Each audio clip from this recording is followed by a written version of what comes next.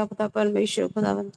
पिता परमेश्वर भोर के साथ खुदावन जो प्रतिदिन जो तेरी करुणा नई हो जाती है खुदावन, तेरा धन्यवाद पिता। अगर तू ना होता पिता परमेश्वर, तू हमें संभालता ना खुदावन, तू हमें जगाता ना खुदावन, तू हमें रात में भी पिता परमेश्वर हमारी देखभाल ना करता खुदावन, क्या हम भोर का वो सूरज देख पाते मेरे खुदावन। Thank you so much father, thank you so much यीशु मसीह खुदावन कि तू हमें इतनी परवाह करता है पिता, जन्माने वाली माता से भी ज्यादा खुदावन। तेरा कोटि कोटि धन्यवाद देते हैं प्रभु यीशु मसीह, आपका स्वागत करते हैं पिता परमेश्वर। हम अपने प्रेम से भरे, हम अपने अनुग्रह से भरे, हर छोटी बड़ी गलती गुनाहों के लिए हम क्षमा मांगते हैं खुदावन। तूने हमारी बहुत फिक्र की, लेकिन हम तुझे उतनी फिक्र नहीं किया हमने तुम्हारी खुदावन। हमने तुझे इतना याद नहीं किया जितना तुमने हमें याद किया पिता।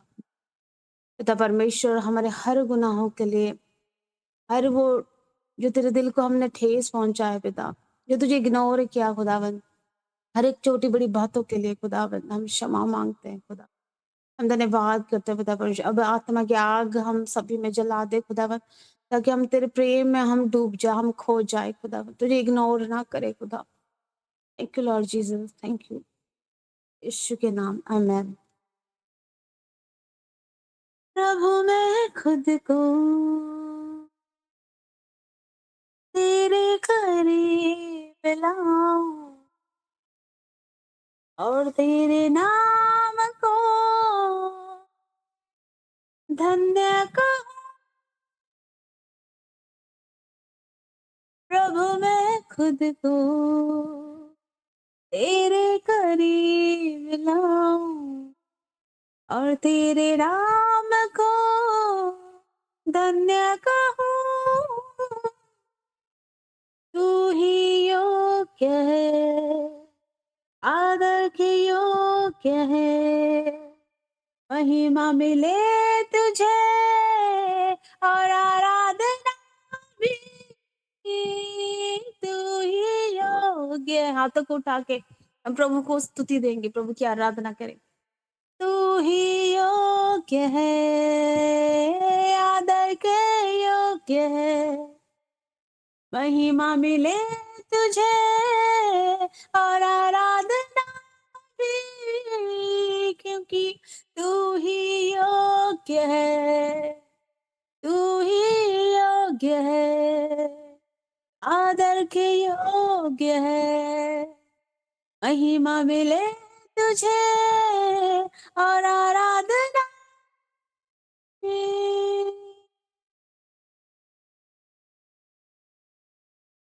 तू नहीं तो प्रभु मुझे मेरे पापों से क्रूस की मौत के द्वारा बचा। तू नहीं तो प्रभु मुझे मेरे पापों से क्रूस की मौत के द्वारा बचा। तूने मेरे जीवन में एक नई आशा देकर अपनी स्वर्ग राज्य का वारिस बना दिया। तू ही योग्य है, आदर के योग्य है, महिमा मिले तुझे और आराधना भी। तू ही योग्य है, आदर के योग्य है, महिमा मिले तुझे और आराधना भी। मेरे धन्यवाद की भेंट तेरे सम्मुख प्रभु, पूरे तन मन से मैं तुझको समर्पित हूँ। मेरे धन्यवाद की भेंट तेरे सम्मुख प्रभु, पूरे तन मन में तुझको चढ़ाता हूँ। मेरा सब कुछ प्रभु मैं तुझे देता हूँ, अपने इस जीवन को तुझको मैं सौंपता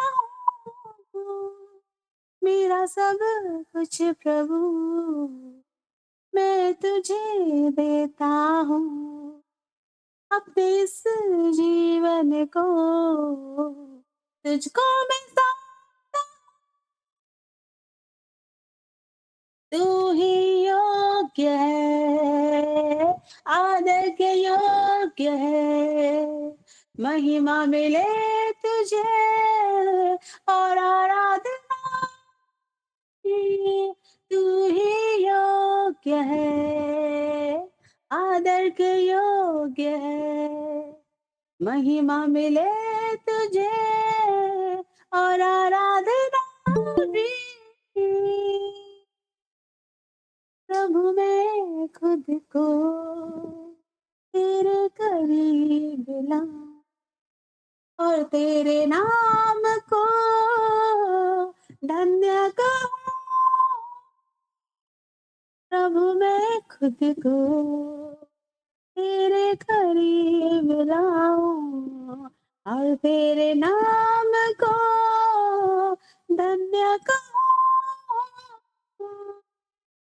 क्योंकि तू ही योग्य है, आदर के योग्य है, महिमा मिले तुझे और आराधना भी।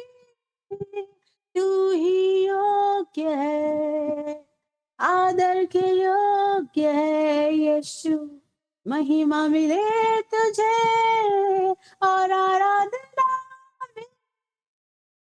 तू ही योग्य है, आदर के योग्य है, महिमा मिले तुझे और आराधना भी।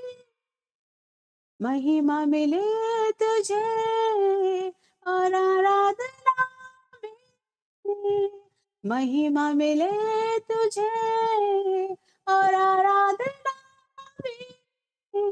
महिमा मिले तुझे और आराधना।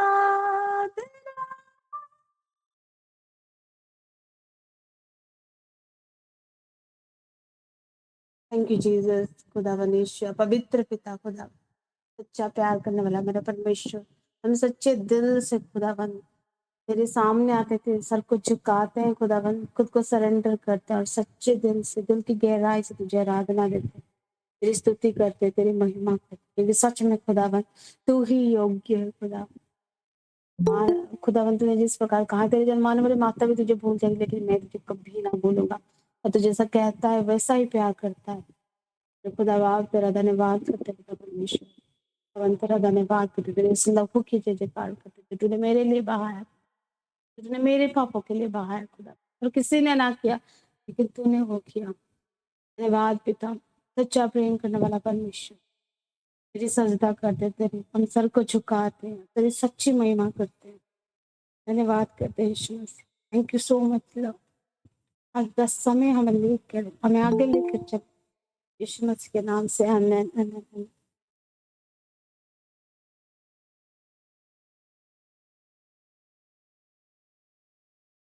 आमीन आमीन आमीन। God bless you so much. खुदा आपको बहुत आशीष दे।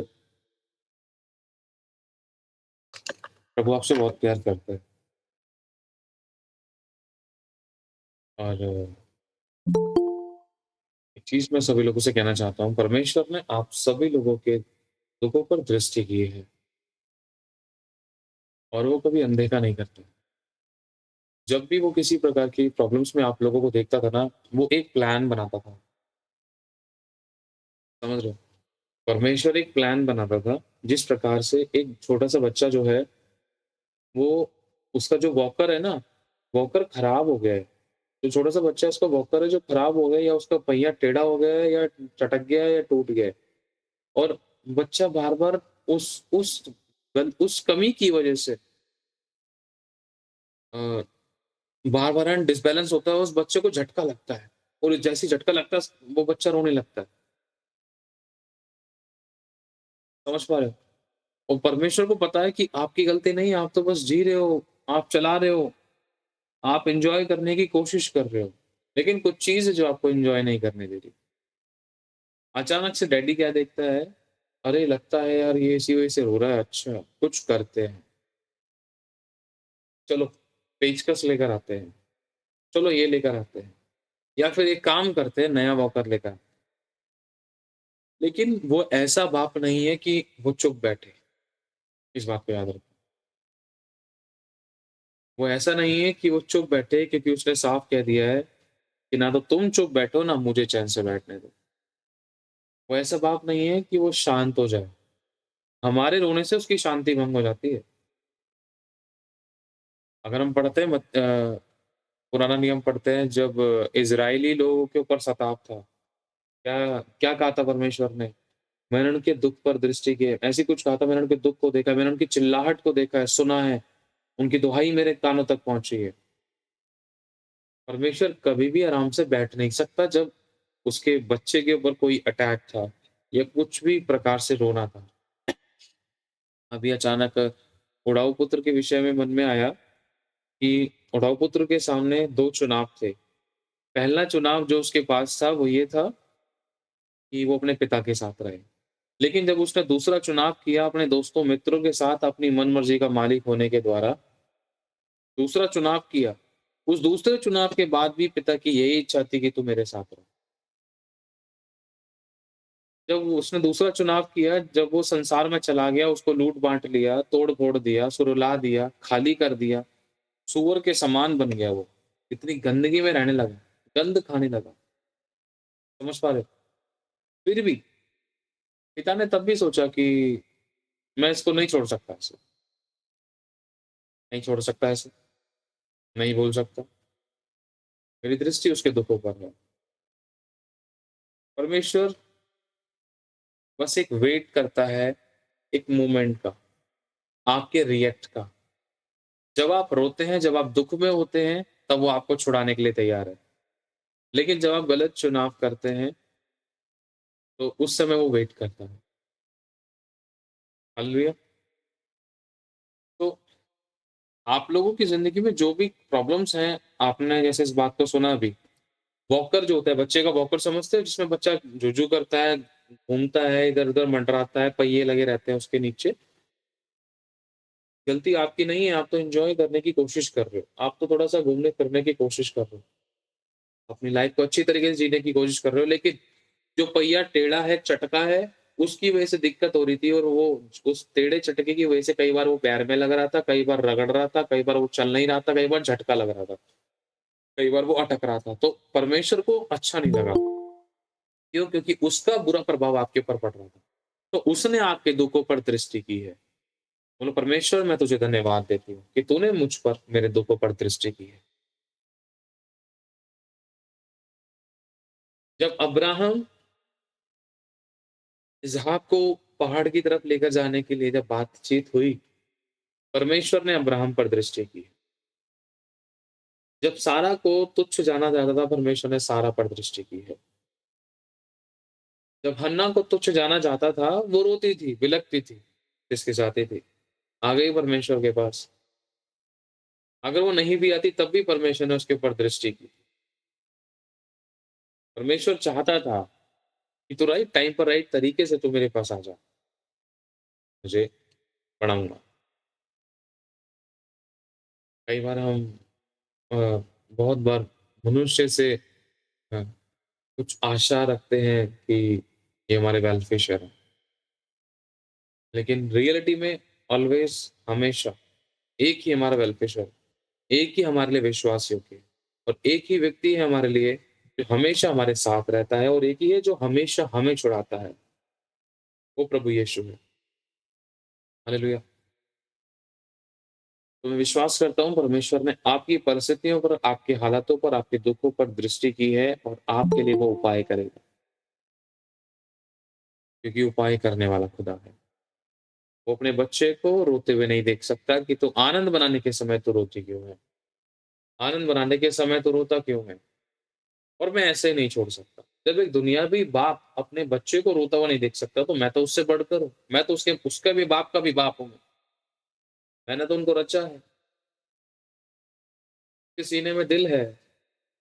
तभी तो उसने ये आयत लिखी है, मैंने तुझसे इतना प्रेम किया कि अपने इकलौते पुत्र को दे दिया। तो रोते हुए कैसे देख सकता हूँ? तभी तो कह दिया है, आँखों के सब आँसू पोंछ डालूँगा, 1-2 नहीं। इसलिए ये वाली बात को कहा है, क्योंकि वो फ़ील करता है आपके पेन को, वो महसूस करता है आपके दर्द को। वो सहता है आपके साथ उस अटैक को जो आपकी ज़िंदगी में थे। लिखा है ना, मैं तेरे मारे-मारे फिरने का हिसाब रखता हूँ। हिसाब रखने का मतलब, और प्रभु ने कहा है कि मैं आप चलूँगा और तुझे विश्राम दूँगा। प्रभु ने कहा है कि मेरी उपस्थिति में चल। और भी बहुत सारे ऐसे वचन हैं जिसमें हमें साफ पता चलता है वो हमारे संग और साथ रहकर हमारे बोझ को ढोता है। उसने हमारा क्रूस उठाया है, यीशु ने अपना क्रूस नहीं उठाया। हालेलुया! तो उसको आपकी चिंता और परवाह क्यों नहीं? He loves you a lot. इतना प्यार कि कोई आपसे जो कर नहीं सकता, इतना प्यार करता है वो। और फिर से एक बात और आप लोगों से कहता हूँ, आप लोग सोचते होंगे कि प्रभु मेरी ज़िंदगी में आनंद का कोई बड़ा अवसर बने या कोई कारण बने। बहुत बार होता है विश्वासियों की ज़िंदगी में, क्योंकि बहुत बार ऐसा लगता है कि हँसना, आनंद मनाना और क्या कहते हैं, अच्छे से खुद फ्री होकर अपने लाइफ़ को एन्जॉय करना। पिकनिक भी होता है ना, छोटा-सा पिकनिक भी याद आता है। प्रभु हस्बैंड के साथ, वाइफ़ के साथ, बच्चों के साथ कब थोड़ा-सा एन्जॉय करने अच्छे से जाएँ। कभी चिंता, परेशानी को साइड में रखें। परमेश्वर ने आपके लिए बड़े इंतज़ाम किए हैं। उसने आपके लिए उपाय किए हैं। आमीन। उसने डेट, समय, तैयारी सब नियुक्त और फिक्स की है।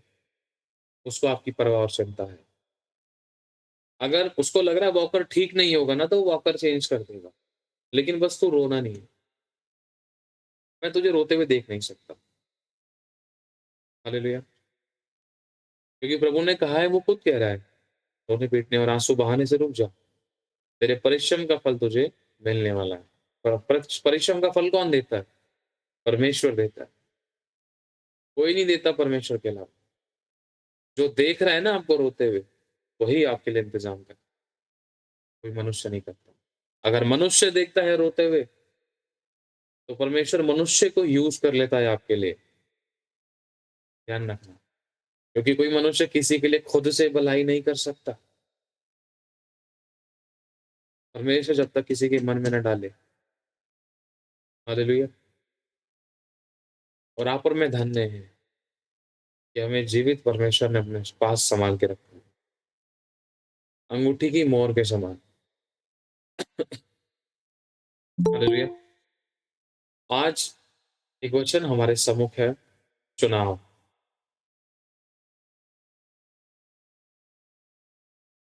हम विश्वासियों के सामने कुछ चुनाव हैं। बोलो, परमेश्वर मेरे सामने चुनाव है और मुझे बताएँ कि मुझे क्या चुनाव करना है।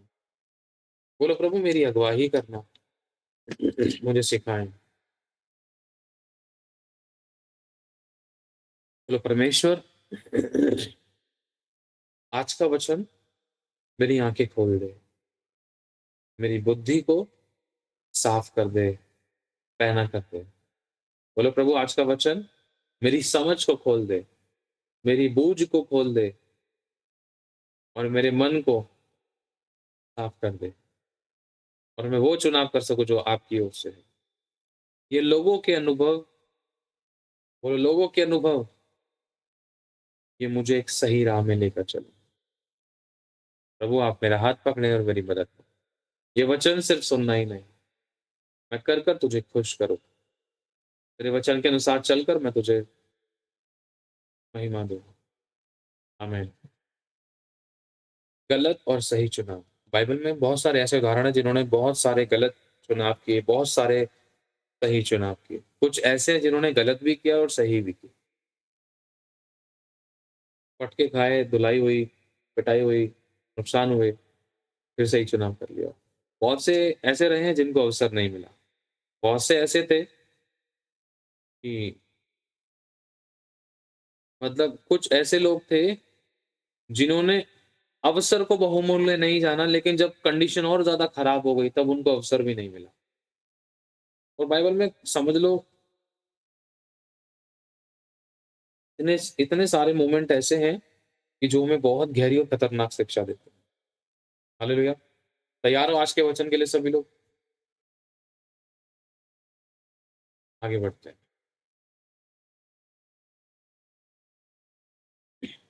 सबसे पहले हम बात करेंगे उत्पत्ति से, ठीक है? आदम और हवा से। आदम और हवा के सामने चुनाव था, हम सभी लोग जानते हैं, है ना? सभी लोगों को जो बताया जाएगा, बहुत सारी चीज़ आप लोगों को मालूम है, ठीक है? लेकिन ये चीज़ हमने अपनी ज़िंदगी में कितनी उतारी है? एक फिर से घोंसले को हिलाने का टाइम है, कि कहीं हम अपना नाश ना करें। हालेलुया! आदम और हवा, इनके सामने चुनाव था। आपको पता है कई प्रकार की परीक्षाएँ होती हैं। हज़ारों प्रकार की परीक्षाएँ होती हैं। खाने-पीने को लेकर, पहनने-ओढ़ने को लेकर, सोने को लेकर, पेट भरने को लेकर, शारीरिक अभिलाषाओं के विषय में, धन के विषय में, अपने आप को छोटा ना करने के कारण बहुत से लोग गिर जाते थे। घमंडी मन और बहुत प्रकार की ऐसी परीक्षाएँ जो आप सोच भी नहीं सकते। ये मेरी परीक्षा थी, ओहो! मैं गिर गई, मैं गिर गया। ऐसा भी हो सकता है। हालेलुया! पता है परमेश्वर के पास आपके और मेरे लिए बहुत अच्छे प्लेटफ़ॉर्म्स हैं, बहुत बहुत सारी उत्तम ब्लेसिंग्स हैं परमेश्वर के पास हम सभी लोगों के लिए। लेकिन कई बार वो हम गलत चुनाव करने के द्वारा नहीं पा पाते। हालेलुया! मान लो शैंकी को 2 ढाबे दिखाई दिए। एक अपराजिता सिस्टर का है और एक मोनिका सिस्टर का है। जो अपराजिता सिस्टर का ढाबा है, पे ₹100 प्लेट है। जो मोनिका सिस्टर का ढाबा है, उसपे ₹150 प्लेट है। अब मैं सोच रहा हूँ कि यार ₹100 प्लेट है, चलो 100 पहले में चलते हैं।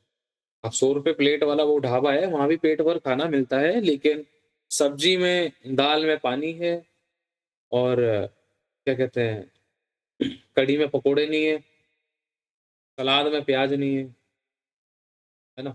रायते में पानी है, मसाला है, लेकिन दही बहुत कम दिखाई दे रही है। 4 बूंदी झलकती हुई दिखाई दे रही है रायते में। तो बस बहुत तगड़ा है, उसके अंदर बैठकर मिलावट वाला है। चलो अब पैसे तो दे ही दिए, क्या करें अब खाना ही है। ढाबे का नाम बहुत बढ़िया लिख रखा है कि बंदा दौड़े भागे चले आए। लेकिन मैंने इस बार खा लिया, अब मेरे मन में आ गया चलो एक बार अब उसका खा के देखते हैं, उस वाले ढाबे का। तो जब उस वाले ढाबे पे गया तो पता चला यार ₹150 प्लेट है, या ₹150 प्लेट है, कहीं यहाँ पर भी यार पानी-वानी ना मिले, पनीर भी सिर्फ़ 2 गिनती के 2 शाही पनीर की सब्ज़ी में, सारे जो 2 टुकड़ों में खत्म। और चेक करते हैं एक बार, चलो जब लिया तो पता चला कि भाई वहाँ पर 2 की जगह 4 पनीर है और रायता थोड़ा गाढ़ा है, सलाद में थोड़ी प्याज़ अच्छी दिखाई दे रही है, चुकंदर भी आ गया उसके अंदर और रोटियों पे जो है वो रोटी जो है उनके ऊपर बटर लगा हुआ है और आगे हम देखते हैं थोड़ी-सी छोटी-सी सौंफ का पैकेट भी रखा हुआ है ना? और भी उसके अंदर अचार भी आ गया है, ₹150 जो प्लेट है और काफ़ी सारी चीज़ आ गई। तो चुनाव हमारे हाथ में है। अगर हमें बेस्ट चाहिए, कुछ चीज़ें ऐसी होती हैं जो हमें अनुभव के बाद पता चलती हैं। और मुझे ऐसा लगा कि मैंने ₹100 वेस्ट कर दिए, अरे यार! यहाँ पर तो उससे ज़्यादा बढ़िया खाना मिल रहा है। तो अब ये अनुभव ले लिया मैंने कि भाई बढ़िया ढाबा, बढ़िया खाना किसका है? बढ़िया ढाबा, बढ़िया खाना और कोई मिलावट नहीं है, अच्छी क्वांटिटी है, 2-3 प्रकार की सब्ज़ी हैं, सही सलाद है और सही मीठा भी है। तो ये सब चीज़ें मुझे पता चल गया कि भाई ₹150 वाले ढाबे मोनिका के ढाबे के पास मुझे वहाँ पर बढ़िया खाना मिलेगा। अब पता चलता है कि अब मेरे को इसका अनुभव हो गया, अब मेरे जो 50 लोग दोस्त हैं ना, मैं उनको यही बताता हूँ, भाई तुम्हें मोनिका के ढाबे पे जाना है खाना खाने के लिए। वहाँ पर खाना बिल्कुल मस्त है। अब जिन लोगों ने मेरी बात को सुन लिया, क्योंकि मैंने अनुभव लिया, तो वो नुकसान से बचे और कुड़कुड़ाने से बचे और क्या कहते हैं, वेस्ट होने से बचे। हाँ, तो फास्टिंग में रहना भई आपको, ब्लेसिंग आएगी आपकी। तो होता क्या है कि जिन लोगों ने मेरे अनुभव को सुन लिया, वो सीधा भागे दौड़े आए मोनिका के ढाबे के पास और करारी-करारी रोटियाँ, बटर की खुशबू आने लगी और वहाँ पर आके बैठे। और जिन लोगों ने मेरी बात को नहीं सुना, उन्होंने सोचा, "अरे यार! ऐसा लग रहा है नमक, मिर्च, मसाला, हल्दी मिली हुई है और थोड़ा-सा दाल के अंदर कुछ लग रहा है उबाल कर थोड़ी-सी दाल यूँ-यूँ डेल दी है पानी के अंदर। हम उसी से लपेट के आए हैं रोटी, अचार भी नहीं है, क्या करें?" दोबारा माँगने की भी इच्छा नहीं हुई। खाना इसलिए पड़ा क्योंकि ₹100 दिए थे, है ना? तो कोई नहीं। और तुम लोगों को कैसा रहा खाना?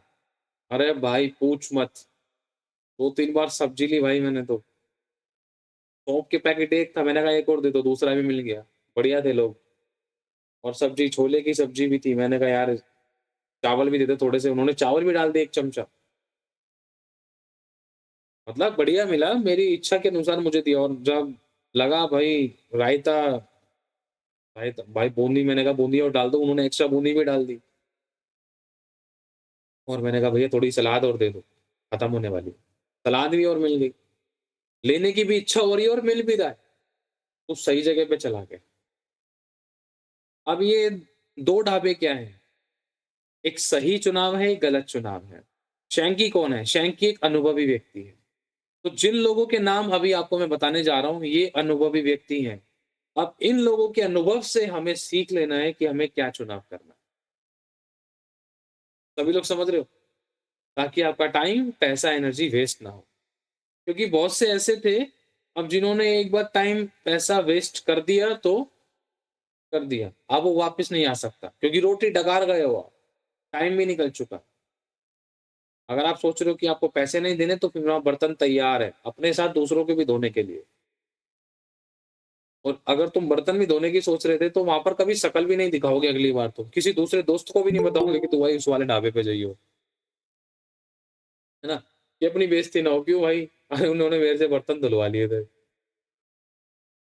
तो हम आगे बढ़ते हैं। सबसे पहले नंबर पे जो उदाहरण है आदम और हवा। इन लोगों के सामने चुनाव था। आदम और हवा को परमेश्वर ने कहा था कि तुम उस पेड़ के फल को मत खाना। ये सब हम लोग जानते हैं। परमेश्वर का बहुत घनिष्ठ रिश्ता था आदम और हवा के साथ। ये समझ लेना मेरी बात ध्यान से। अब हम जब बाइबल पढ़ते हैं ना तो हमें लगता है कि वो सिर्फ़ परमेश्वर ने एक ही बार बोला है और एक ही बार होता है और ये कहानी एक ही दिन की है सारी। एक ही दिन की कहानी नहीं है। हालेलुया! एक ही दिन की कहानी नहीं है, जिस प्रकार से हम इस बात को पढ़ते हैं कि 10 विपत्ति को लेकर और भी बहुत सारी चीज़ों को लेकर हम मतलब सुनते हैं, पढ़ते हैं, जैसे भी हमें लगता है कि सारा काम, सारे मैटर एक ही दिन में हो गए। मूसा एक ही दिन में बड़ा हो गया, एक ही दिन में इसको परमेश्वर ने आवाज़ दे ली और एक ही दिन में फ़िरौन के पास चला भी गया। समझ पा रहे हो?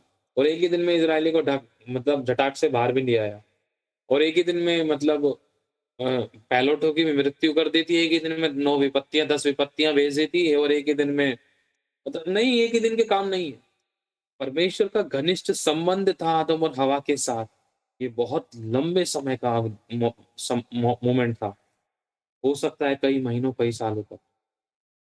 परमेश्वर जिसमें शाम के ठंडे पहर उनसे मिलने को आता था, बातचीत करा करता था।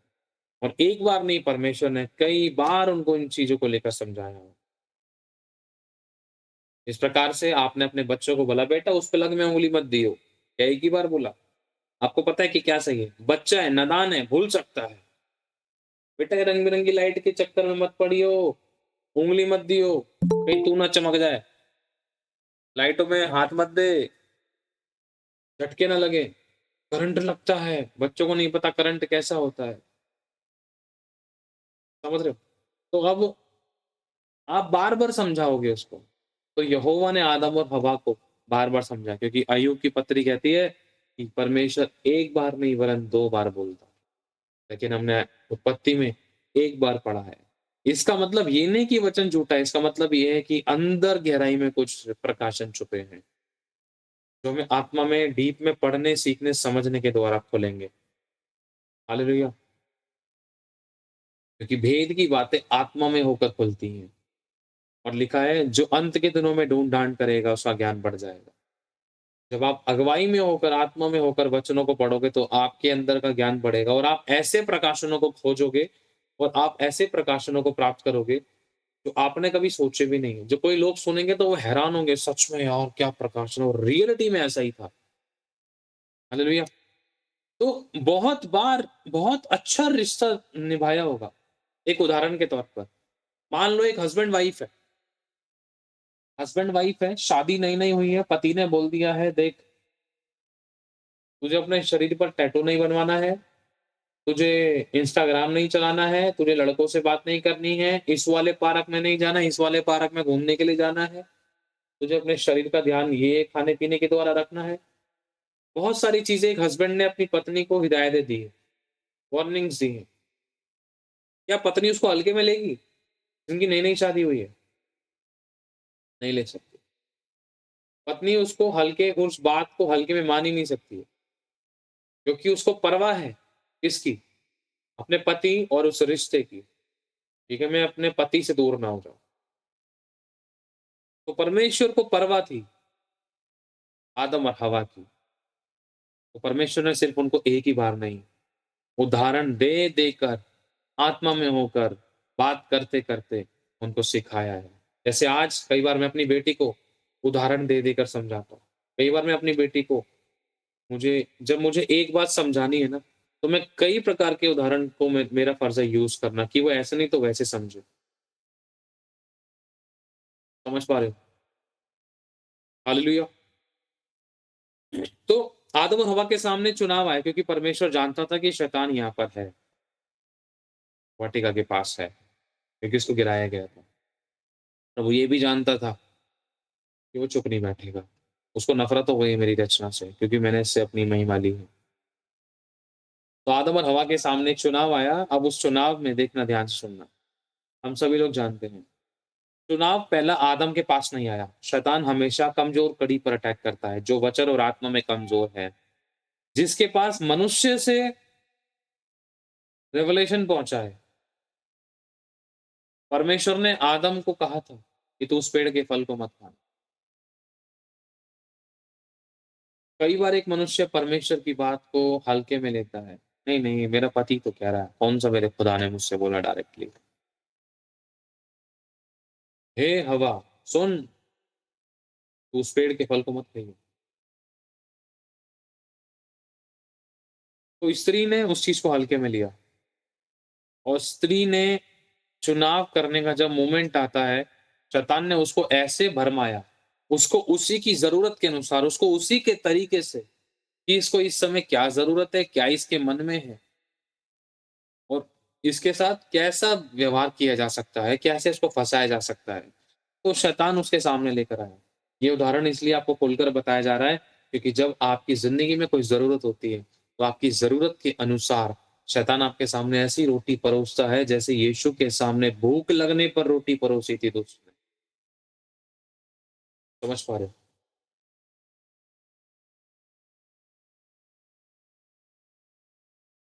आपको जिस समय धन की घटी है, तो आपके सामने वो खुली हुई तिजोरी लेकर आ सकता है किसी की। आपके सामने किसी का गिरा हुआ फ़ोन लेकर आ सकता है। आपके सामने किसी की जेब से निकलने वाला बटुआ लेकर आ सकता है और आप उसको नहीं बताओ, ये शैतान चाहेगा।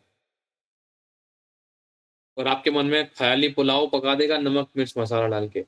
तेरे को ज़रूरत है, गलती उसकी है, चोरी थोड़ी ना कर रही है। गिर जाएगा तो उठा लियो। मतलब इस तरीके से नमक, मिर्च, मसाला डाल के प्लान करता है। तुझे ना चाहकर भी तुझे गुनाह में खींच लूँ और जो तेरे पास है, वो भी छीन लूँ। अब कौन-कौन समझ पा रहा है इस बात को?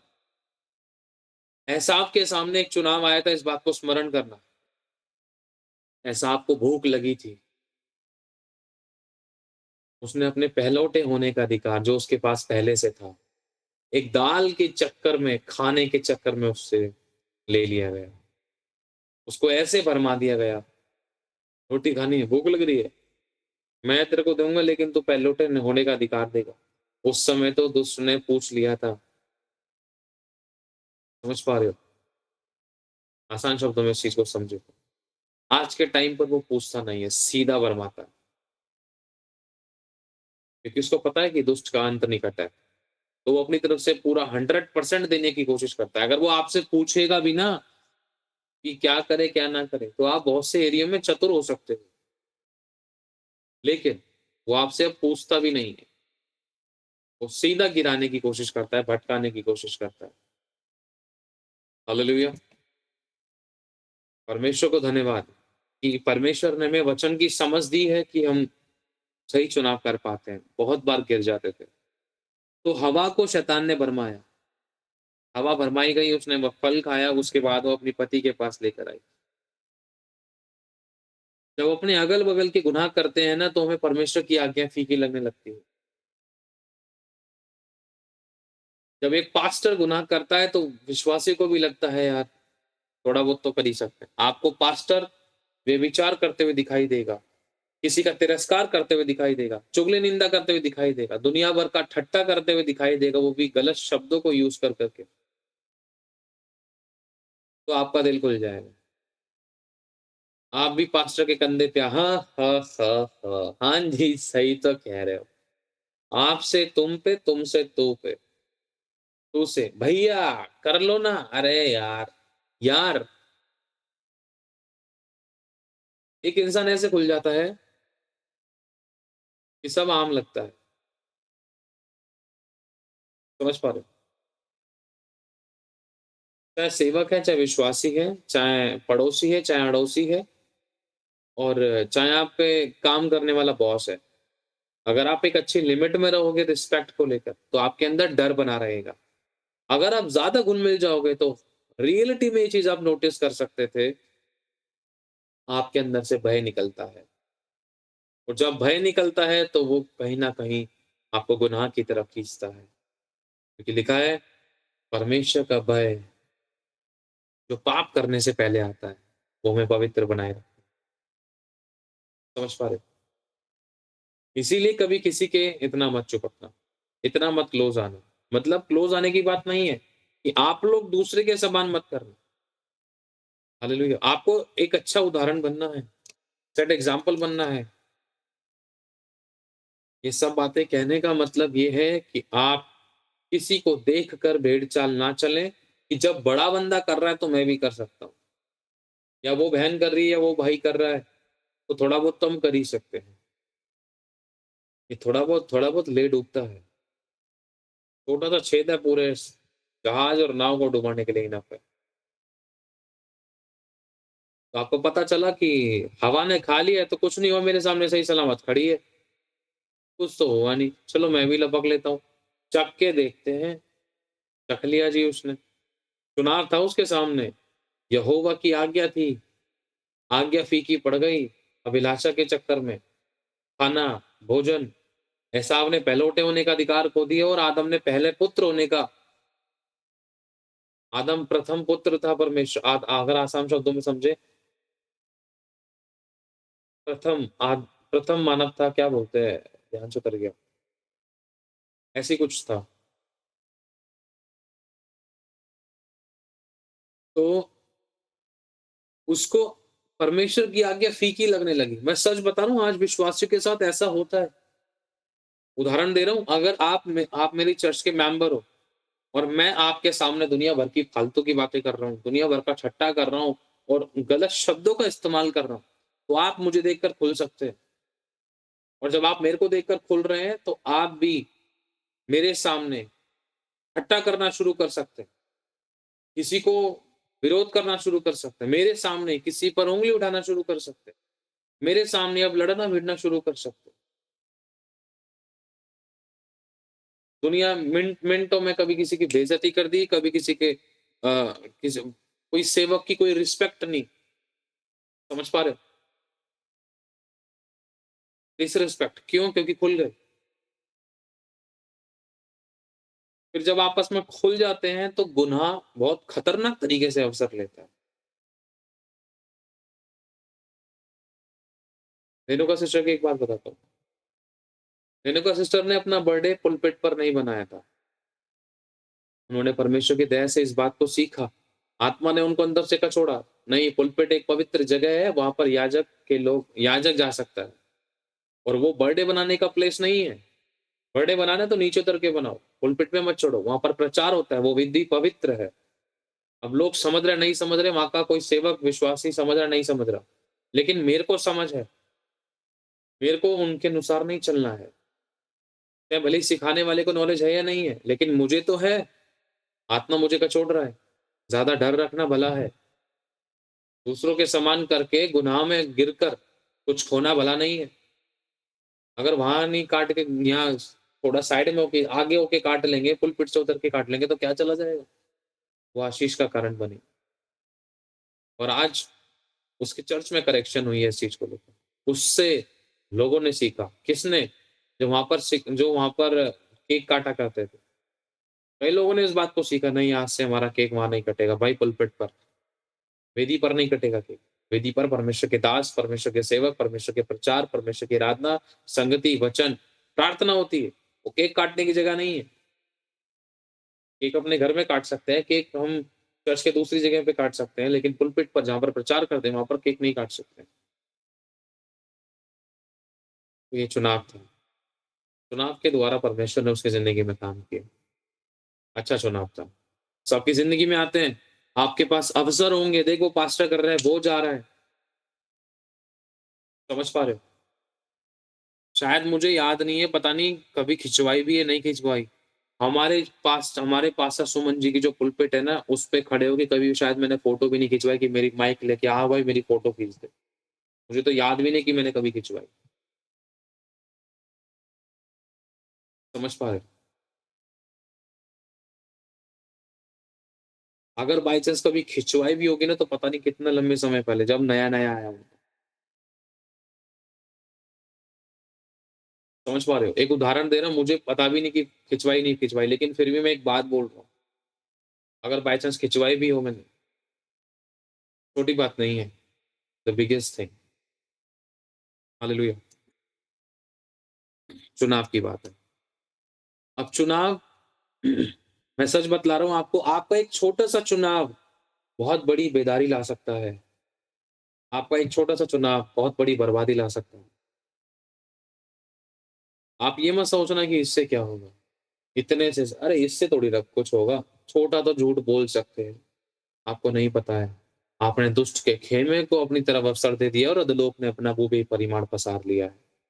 दुष्ट किनारे पर बैठा है, बस वो इंतज़ार इसी में था कि तू कब इस गलती में, इस गुनाह में, इस पाप में गिरे और कब मैं तेरी ज़िंदगी को उल्टू-पुल्टू। हालेलुया! समझ रहे हो सभी लोग इस बात को? ध्यान से सुनना। इस महीने लड़का और लड़की, ये वार्निंग है कि कोई लड़का और लड़की व्यभिचार में गिरने को थे। एक चेतावनी है, थोड़ा सावधानी बरतना। अपने बालकों के लिए प्रार्थना करना, अपने लिए भी। ये पति-पत्नी हो सकते हैं, ये छोटे बच्चे हो सकते हैं, ये जवान हो सकते हैं, मैरिड और अनमैरिड। व्यभिचार में गिरने को थे। ये एक वार्निंग है, इसके लिए आपको प्रार्थना करनी है, इसको समझना, ठीक है? हालेलुया! तो अब हम आगे बढ़ते हैं। आदम ने परमेश्वर की उस बात को डिनाई कर दिया। उसके लिए आसान हो गया, क्योंकि उसको कोई एक और व्यक्ति मिल गया था जिसने वो गुनाह कर दिया था। समझ पा रहे हो क्या कहना चाह रहे हैं प्रभु? कहने का मतलब आप 2 भाई हो। दोनों भाइयों से पापा ने बोला तुम मेरी अलमारी मत छेड़ना, अलमारी में से मेरे पैसे-वैसे मत निकालना। लेकिन एक भाई ने अलमारी अलमारी खोलकर पैसे निकाल लिए। जो दूसरा भाई है वो सोच रहा है कुछ तो हुआ नहीं। ये पैसे निकाल के खरीद के भी ले आया सामान, खा पी भी गया। चलो, एक मैं भी निकाल लेता हूँ। बस जो भाई पवित्रता में चल रहा था उसको दूसरे भाई का बुरा प्रभाव उस अच्छे भाई पर पड़ गया। दूसरे भाई को देखकर उस अच्छे वाले भाई ने अपने अपने आप को पाप करने से नहीं रोका। क्यों? क्योंकि इसको पता चल गया बगल वाले ने कर दिया तो थोड़ा-सा तो थोड़ा बहुत तो चल सकता है। मैं भी कर ही लेता हूँ। मेरे को भी मन है, ज़रूरत है, कुछ ले आऊँगा। पापा ने उसको कुछ नहीं कहा है अभी, इसको कुछ हुआ ही नहीं है। कोई प्रॉब्लम नहीं हुई, कोई तकलीफ नहीं है, कोई नहीं। इसने कर लिया तो मैं भी कर लेता हूँ। थोड़ा आसान लगने लगा चोरी करना। लेकिन चोरी तो चोरी है, खीरे है खीरा। फिर आदम ने खा लिया फल। हालेलुया! ये कौन था? ये हेड था, मालिक था, ये सर था और सर पर अटैक किया। गलत चुनाव से अदन की वाटिका से बाहर, इनके द्वारा मृत्यु आई, श्रापित जीवन हुए, भूमि श्रापित हुई। एक के गलत चुनाव के द्वारा आज हम लोग पाप से भरे संसार में क्यों थे? यीशु ने क्रूस पर जान क्यों दी? एक के चुनाव के द्वारा कितने वंश, कितनी पीढ़ियां भुगत रही थी। दाऊद ने गलत चुनाव किया था, ध्यान से सुनना। उसको पता था अगर वो यहोवा से एक स्त्री मांगेगा तो यहोवा उसको देगा। यहोवा से जो भी मांगता वो यहोवा उसको देता। लेकिन उसने देखा एक स्त्री, तो नजर एक स्त्री पर पड़ी नहाते हुए, उसके मन में गलत विचार बनने लगे। उसने उसकी लालसा की कि मुझे ये स्त्री चाहिए, मुझे इसको अपनी पत्नी बनाना है। उसने धोखे से काम किया, उसके पति को मरवा दिया। जब उसके मन में पाप उत्पन्न होता है ना, तो एक ही काम नहीं होता। उसके मन में व्यभिचार आया था। ध्यान से सुनना, उसके कितने खतरनाक परिणाम थे। उसके मन में व्यभिचार आया। दूसरा, व्यभिचार के साथ एक और गुनाह ने जन्म लिया। क्या? बुरी युक्ति। बुरी युक्ति के साथ एक और गुनाह ने जन्म लिया, हत्या। समझ पा रहे? हत्या के साथ एक और गुनाह ने जन्म लिया, गुप्त पाप। दाऊद ने ये काम किए और वो ये जानता था कि मैं यहोवा का मन भाऊं, उसकी आंखों से बच नहीं सकता। दाऊद ने सोचा कि मैं लोगों से बच जाऊंगा, लोगों को पता भी नहीं चलेगा, मैं इसके पति को बर्बाद दूंगा और लोगों की दृष्टि में ऐसा बन जाऊंगा कि मैं भगवान हूं, कि मैं कितना अच्छा राजा हूं, देख मैंने एक विधवा को अपनी पत्नी कर लिया। लेकिन लोगों को तो पता ही नहीं था कि दाऊद ने खुद उसके पति को मरवाया है ताकि उसकी पत्नी को अपनी बीवी बना ले। समझ पा रहे हो? लेकिन ये बात यहोवा जानता था।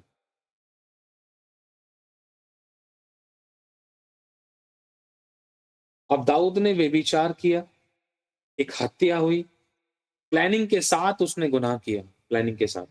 आपको पता है उसकी पीढ़ियों में व्यभिचार की आत्मा काम करने लगी। 10 पीढ़ियां व्यभिचार में गिर गई, 10 पीढ़ियां। उसके बच्चे व्यभिचार में गिर गए। उसके बच्चों ने आपस में, घरानों में, जानने वाले लोगों के मध्य में व्यभिचार किया। एक स्त्री को व्यभिचार करने के चक्कर में किसी की हत्या कर दी। ये सेम वही गुनाह था जो दाऊद ने किया था, वही दोहराया गया दाऊद के वंश में। 10 पीढ़ियों तक व्यभिचार का श्राप काम करता है, एक की गलती की वजह। शैतान को पता था कि यीशु को नहीं आने देना, इसलिए डाल दो इनको व्यभिचार में, दूषित कर दो इनकी पीढ़ियां।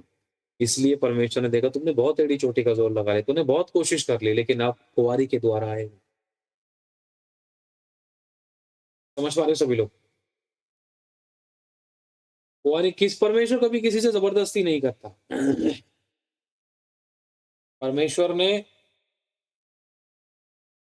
उसने, मरियम ने कहा था कि हाँ प्रभु तेरे वचन के अनुसार हो, जैसा तू चाहता वैसा हो। मनुष्य के पास मना करने के बहुत सारे कारण। परमेश्वर जब किसी के ऊपर जबरदस्ती तब करता है जिसके ऊपर परमेश्वर ने अपना समय लगाया है, टाइम लगाया है, जिसके ऊपर परमेश्वर आशा रख के बैठा है। जैसे एक बाप उस बेटे पर कि मैंने तुझे पढ़ा लिखा कर बड़ा किया है, तुझे डॉक्टर बनाया, तू हॉस्पिटल्स खुलवा कर तू मरीजों का इलाज करेगा। अब बच्चा जब मना कर रहा है तो बाप तो फिर काम करेगा ना उसके लिए। हाँ भाई, क्यों नहीं कर रहा? पिटाई करूँ तेरी? कोई काम नहीं करने दूँगा तुझे।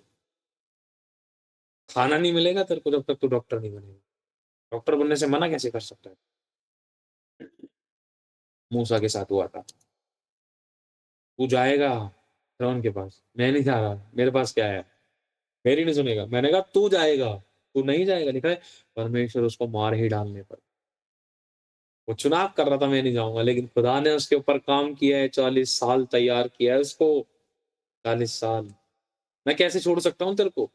तू ही है जो उन लाखों इज़राइलियों को बचाएगा। तू अपनी मनमर्जी का मालिक मत बन। लिखा है यहोवा उसको मार ही डालने पर था, इतने में यहोवा ने उसकी पत्नी के मन को तैयार किया। समझ पा रहे हो? पहला खतना तब हुआ था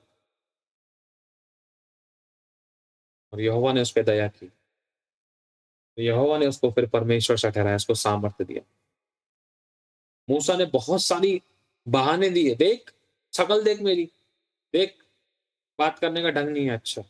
और परमेश्वर से ये तक भी बोल दे, देख अभी भी तू मुझसे बात कर रहा है, मैं अभी भी बात कर रहा हूँ, तू सच में सर्वशक्तिमान, सामर्थी, ताकतवर है, तो मेरी भाषा, तो मेरे व्यवहार, मेरे शब्द तो अभी चेंज नहीं हुए, मेरा हकलाना तो अभी बंद नहीं हुआ।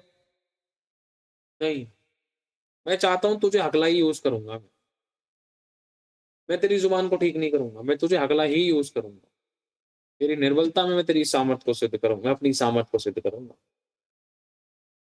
हालेलुया! इसलिए परमेश्वर परफेक्ट लोगों को नहीं चुनता है, कहीं मनुष्य अपने ऊपर घमंड करके अपना नाश ना कर ले। वो बेकार, निकम्मे, नकारा और खराब, डैमेज लोगों को चुनता है और उनको सही करता है, ताकि मनुष्य जब कितना भी बड़ा हो जाए, वो हमेशा परमेश्वर पे डिपेंड हो, ताकि वो आगे चलकर कभी गलत चुनाव ना कर सके। हालेलुया! तो आप में से हम सभी लोग बहुत से एरिया में डैमेज थे, हमें वो तैयार कर। आज आपके और मेरे सामने कितने सारे चुनाव आते हैं, ऐसे चुनाव आते हैं जिनमें दूसरे अन्य जाति बहुत जल्दी वो चुनाव करे, लेकिन आज आप और मैं बहुत सारे ऐसे चुनाव जो में नहीं करने चाहिए, वो हम नहीं करते। परमेश्वर ने हम पर काम किया है, समय दिया है, तैयार किया है। दाऊद से जब व्यभिचार हुआ था, मूसा की व्यवस्था के अनुसार पथरा करके मारा जाना। दाऊद ने व्यभिचार किया, वो व्यभिचार का शाप उसके वंश में आया। सुलेमान ने भी व्यभिचार किया। सुलेमान ने मूर्ति पूजा की। उसकी रखैले थी, उसकी रानियाँ थी, फिर भी और परमेश्वर ने हालाँकि उसको मना किया था कि तू ये काम मत कर। एक छोटा-सा चुनाव सुलेमान की धन संपत्ति को खत्म कर दिया। लिखा है उसने वो किया जो परमेश्वर की दृष्टि में बुरा था, उसके उस चुनाव ने उसको कंगाल कर दिया। यहोवा ने कहा था कि देख, मैं तेरा तूने वो किया जो मेरी दृष्टि में बुरा था, अब मैं तेरा सारा राजपाट सब कुछ छीन कर मैं तेरे एक सिपाही को दे देता हूँ। हैं? सिपाही? मैंने तुमसे 2 बार स्वप्न में चेतावनी देकर कहा था कि तू उन स्त्रियों के पास मत जाना, वो कहीं तेरा ध्यान अपने देवताओं की तरफ ना करे, और तूने वैसा ही किया। अगर मैं तुझे चेतावनी ना देता तो की बात अलग थी, तुझसे गलती हो गई, तुझे कोई समझाने वाला नहीं था। लेकिन तेरा विवेक तुझे दोषी ठहराता। तुझे पता है कि मेरे को क्या अच्छा लगता है, क्या नहीं अच्छा लगता। तुझे पता है मूसा की व्यवस्था में क्या लिखा है। तुझे पता है यहोवा किस बात से घृणा करता है। तुझे पता है सदोम और अमोरा को क्यों नाश किया था। सब कुछ पता होने के बाद भी, सुलेमान तू मेरा बहुत प्यारा बच्चा था, तूने मेरे मंदिर को बनाया था, लेकिन मैं अपने वचन से बंधा हुआ हूँ। बहक गया था। परमेश्वर ने क्रोध किया। सुलेमान ने खुद खुदा का हाथ अपने सर पे से हटाया। दाऊद ने खुद खुदा का हाथ अपने सर पे से हटाया। सदोम और अमोरा में वहां पर चेतावनियां दी गई, लोगों ने मना किया, स्वर्गदूत भेजे गए, लेकिन शैतान ने ऐसी बुद्धि जकड़ रखी थी लोगों की कि उन स्वर्गदूतों के साथ ही लोगों ने व्यभिचार करने की ठान ली कि अब इन पुरुषों के साथ हम व्यभिचार करेंगे हैं। उन्होंने मेरे दूतों का अनादर किया, धधका दिया परमेश्वर ने भट्टी के समान। इन्होंने परमेश्वर की आज्ञाओं को जानकर, परमेश्वर को जानकर कि वो सच्चा न्यायी है, अपने गुनाहों से मन फिराना ना चाहा। परमेश्वर का न्याय उनके ऊपर आया। हालेलुया! समझ रहे हो सभी लोग? सदोम और अमोरा नाश हुआ, आदम को अदन की वाटिका से निकाला गया। आदम और हवा की जिंदगी में शाप ने काम किया था, उनके वंश में शाप आया था और यहाँ तक कि पृथ्वी भी श्रापित हुई थी। खून पसीना की कमाई, रोटी, मेहनत,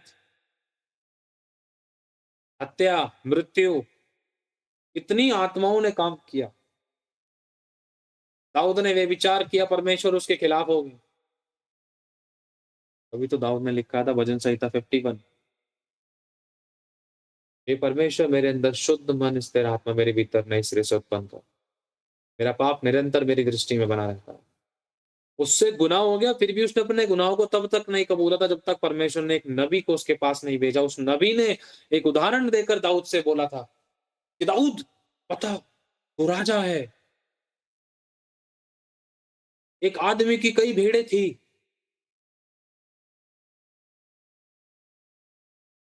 उसके पास खुद की भेड़ें थी, लेकिन उसने दूसरे की भेड़ों को पाने के लिए, चुराने के, दूसरे की भेड़ों पर उसने लालसा रखी।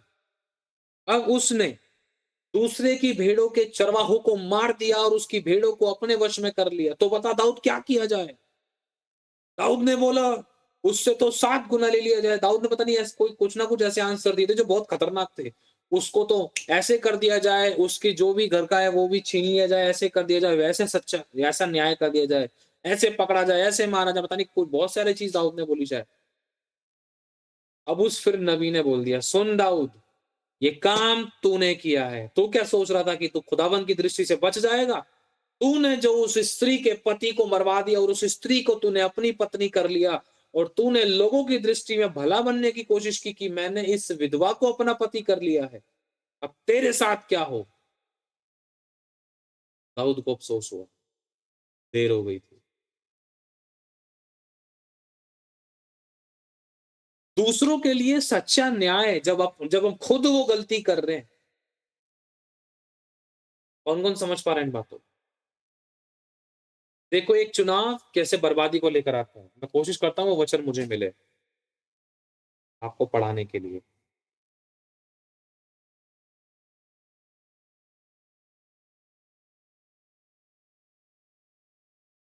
ये बहुत खतरनाक अवसर, बहुत खतरनाक मोमेंट था।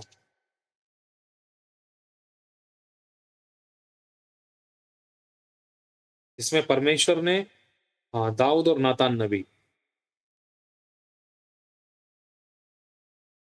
शायद नातान नबी था वो।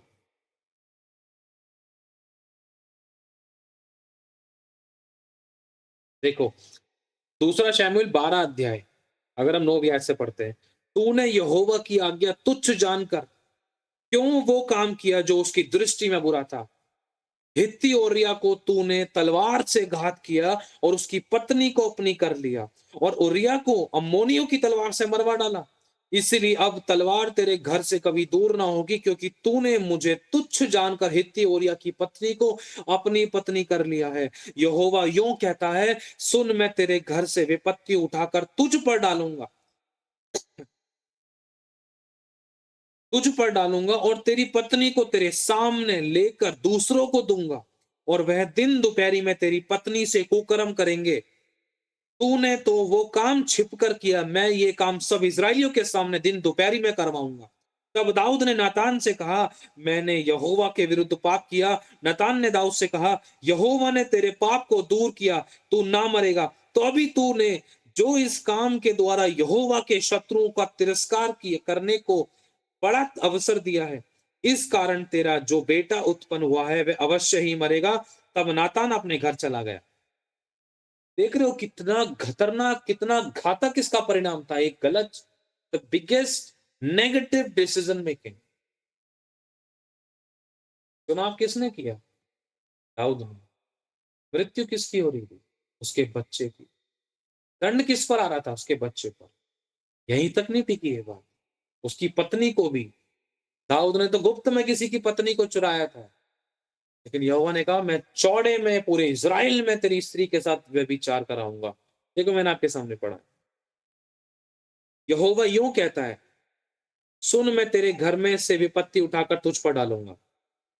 तूने तो वह काम छिप कर किया, पर मैं ये काम सब इज़राइलियों के सामने दिन दोपहरी कराऊंगा, और वह दिन दोपहरी में तेरी पत्नी से कुकर्म करेगा। सोच कर देखो, इसीलिए चाहे नुकसान उठा लेना, चाहे कोई भी आपका दिल दुखा रहा है, चाहे कितना भी विरोध कर रहा है, कितना भी सता रहा है, तड़पा रहा है, कैसी भी कंडीशन है, चाहे कितना भी नुकसान हो रहा था, गलत चुनाव कभी भी मत करना। हमेशा खुदा आपके साथ खड़ा रहेगा।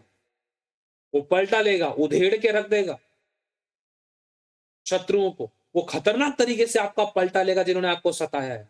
लेकिन आप खुदावन के वचन के विरुद्ध में काम मत करना। अगर आपने कोई गलत चुनाव किया तो खुदावन का हाथ हटाने वाली काम है। खुदा ने हाथ हटा लिया तो कोई और बचाने वाला है ही नहीं। या कैसी भी कंडीशन थी, कितना भी कोई कुछ भी गलत करने के लिए कह रहा था, आप वचन को इज्जत देना, वचन को ऊपर रखना, वचन से प्रेम रखना, वचन को ही चुनना, और वचन जो सही कहता है उस बात को पकड़ना। कभी गलत चुनाव मत करना। अगर शत्रु तुम्हारे चारों तरफ कितने भी थे, अगर वो आपको गलत चुनाव करने पे उकसा रहे थे, गलत करने के लिए बोल रहे थे, यीशु को छोड़ने के लिए बोल रहे थे, या कुछ भी गलत चुनाव करने के लिए कह रहे थे, आप उनकी बातों पर भरोसा मत रखना। जो कह रहे थे वो भी तुम्हारे खुद के नहीं होंगे। अगर आप उनके लिए छोड़ दोगे तो सब कुछ, कोई किसी का नहीं है खुदा के अलावा। इसीलिए अगर आपने हर बात में परमेश्वर के वचन को गंभीरता से पकड़ के रखा, सही चुनाव किया, चाहे हालात परिस्थितियां दुनिया चाहे आपके विरोध में थी, लेकिन ध्यान रखना जब परमेश्वर आपके फेवर में है तो आपका विरोधी कोई नहीं हो सकता। आपसे लड़ेंगे तो सही, लेकिन आपके ऊपर प्रबल नहीं होंगे। 7 द्वारों से वो भाग कर निकलेंगे। परमेश्वर उनकी पीठ आपकी तरफ कर देगा और आपके हाथ में तलवार देगा। आपको अधिकार देगा कि उधेड़ दे इस शत्रु को। पुराने नियम में परमेश्वर ने शत्रु की पीठ इजरायलियों की तरफ कर दी थी, मार लो तुम इनको जितना मारना है। इन्होंने तुम्हें सताया था ना, अब लो इनकी पीठ मैंने तुम्हारी तरफ कर दी है, वार कर लो इनकी पीठ पर।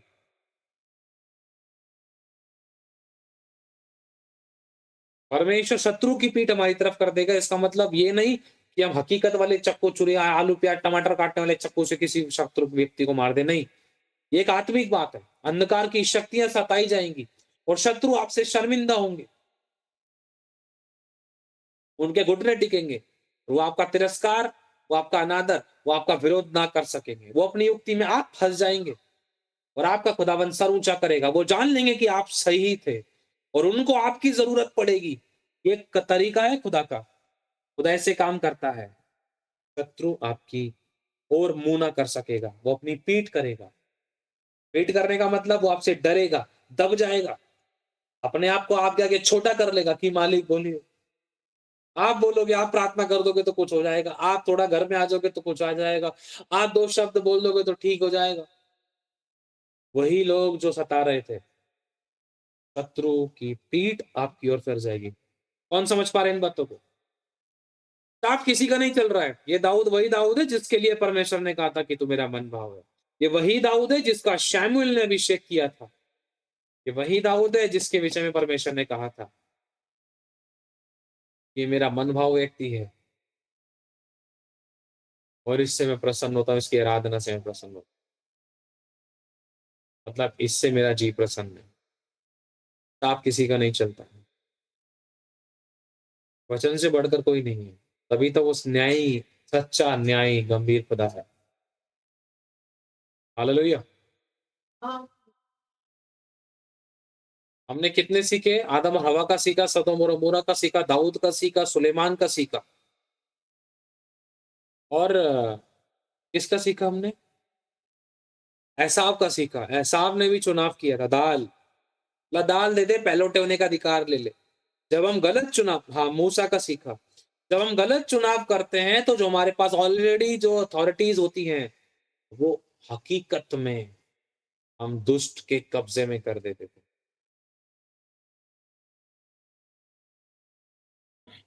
आपका एक गलत चुनाव आपके अधिकारों को छीन लेता है।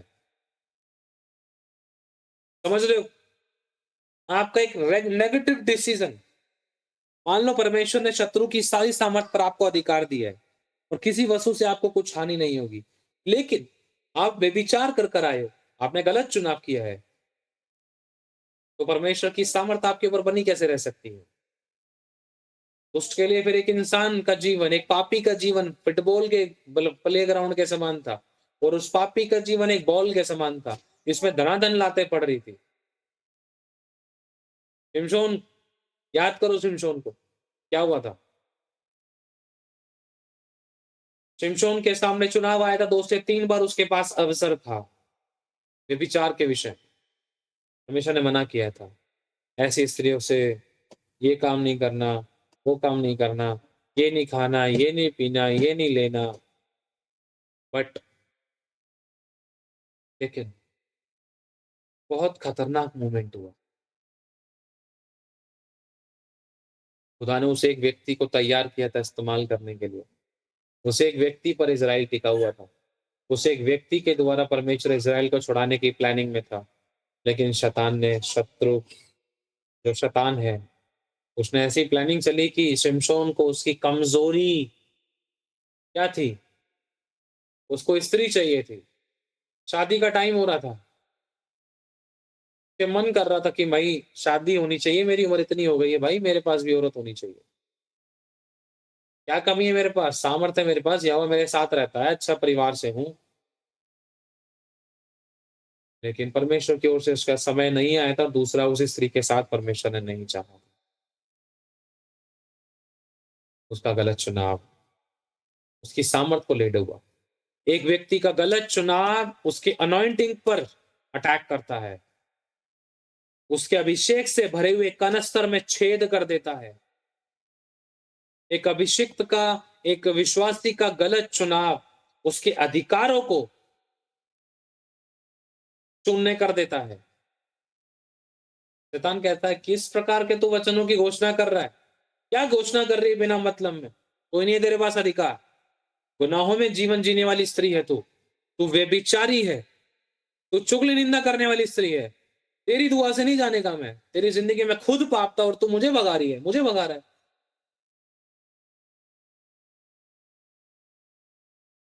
हालेलुया।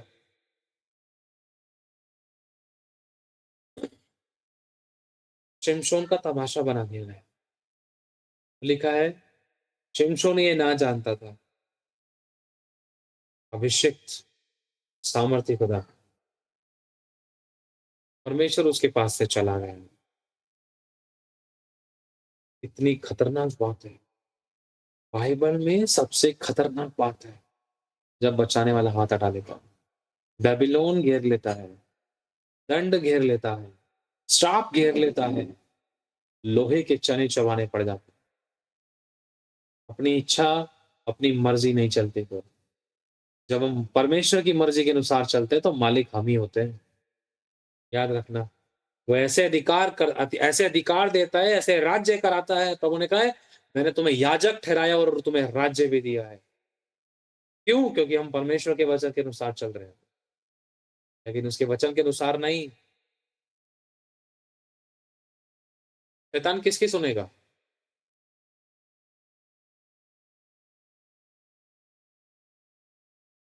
आपको अपनी प्रॉपर्टी के पेपर तैयार करने हैं। उसके ऊपर किसकी स्टैंप पर मोहर लगेगी?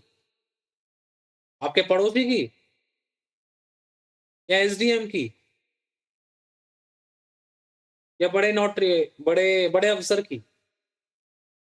अगर बड़े अफसर से अधिकार ही ले लिया जाए तो क्या उसकी स्टैंप मानी जाएगी? हाँ या ना में जवाब दो। मुंडी हिला के जवाब दो, हाथ वाथ हिला के। अगर आप लोगों के प्रॉपर्टी के जो पेपर हैं उसको तैयार करने के लिए, पूरे करने के लिए उस पे स्टैंप चाहिए, सिग्नेचर चाहिए, उसके ऊपर सील चाहिए। ये अब कंफर्म हो चुका है, फ्री होल्ड है, आप कभी भी सेल और खरीद सेल बेच सकते हो। हालेलुया। समझ रहे हो? लेकिन जिस व्यक्ति के पास आप गए हो, मान लो नीतीश की प्रॉपर्टी है, मैंने अपनी प्रॉपर्टी बड़े अफसर से नोटरी करा ली है, क्या बोलते हैं, स्टैंप लगवा लिया, मेरी प्रॉपर्टी बिल्कुल फ्री हो गई है, या मैं जब कभी भी चाहूँ तो बेच और खरीद सकता हूँ, बेच सकता हूँ। लेकिन जब नीतीश की प्रॉपर्टी की बात है, नीतीश की प्रॉपर्टी के लिए मैं आया, मैं उस अफसर के पास गया, पता चला अफसर ही चेंज हो गया। ये पता चला जिस अफसर ने मेरे प्रॉपर्टी के पेपर पर स्टैंप लगाई थी, वो अफसर अब है नहीं, या वो उसको हटा दिया गया कुर्सी से। क्या उसी व्यक्ति की स्टैंप दोबारा काम करेगी नीतीश की प्रॉपर्टी पर, जो उस अधिकार से हटा दिया गया है? तो यही तो सेम चीज होती है।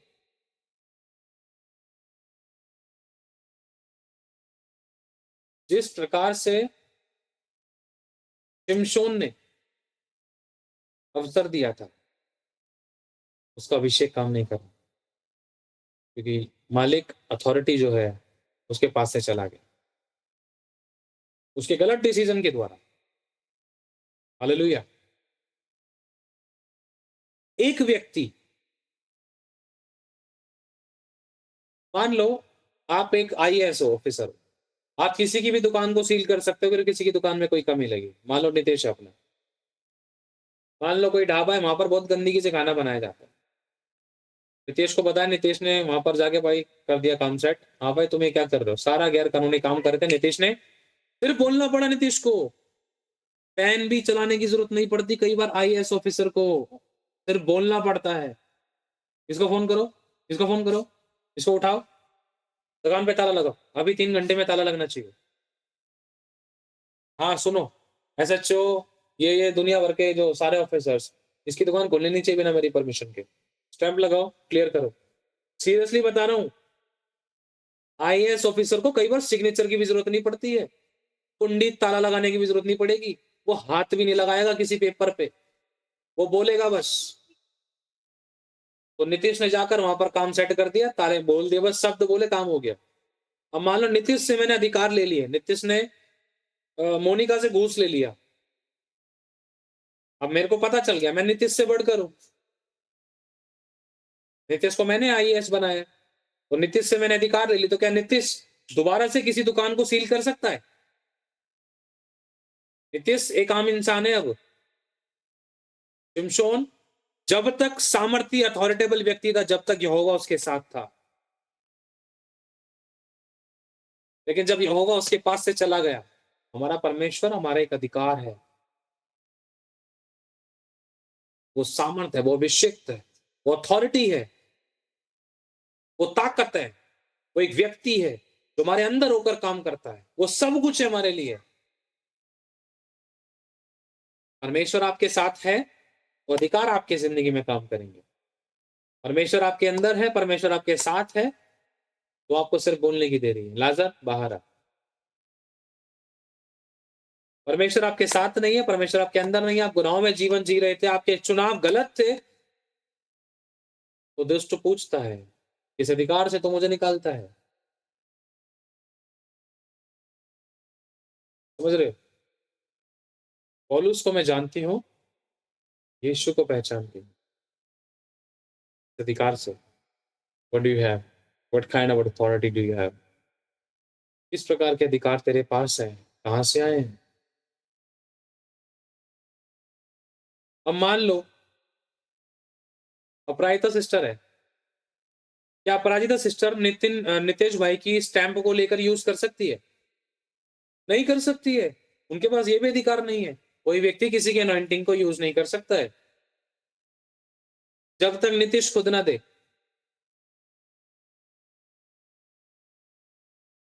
हालेलुया।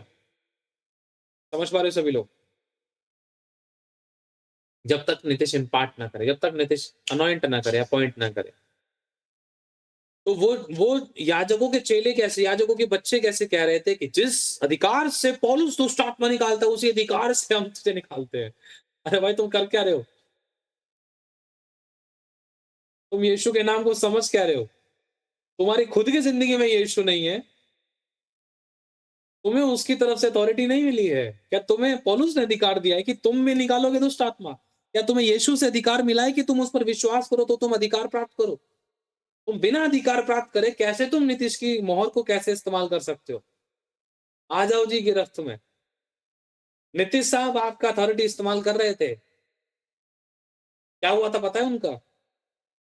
नंगे भागे थे, नंगे, कपड़े फाड़ दिए थे दुष्ट आत्माओं ने उनके। समझ में आ गया होगा, हम दूसरा का नाम लेकर हम दुष्ट आत्मा नहीं निकाल सकते जब तक वो नाम हमारी खुद की जिंदगी में नहीं है। हालेलुया। शिमशोन के पास से यहोवा चला गया, उसने प्रार्थना की, देर हो चुकी, अंधा कर दिया, बेइज्जत कर दिया। जब खुदा एक इंसान की जिंदगी से चला जाता है तो उसकी बेइज्जती होती है। दो प्रकार की बेइज्जती है, एक जब आप सही कर रहे हो तब बेइज्जती जब होती है, वो खुदा उस चीज के विषय में प्लान करता है। लेकिन जब आप कुछ, आपका विवेक आपको दोषी ठहराता, आपको पता है आपने गलती करी, तब बेइज्जती हो रही है, उससे फिर कोई फायदा नहीं होता। क्योंकि पौलुस कहते हैं, यदि तुम गुनाह करो फिर लात घूंसते कहो तो उससे क्या भलाई है? यदि तुम चुप रहकर दुख को सहते हो तो ये परमेश्वर को भाता है। एक दूसरे की सहते क्यों नहीं हो? एलिया, एलिया के सामने कई चुनाव थे, कैसी परिस्थितियां थी, पानी बंद कर दिया, खाना बंद कर दिया।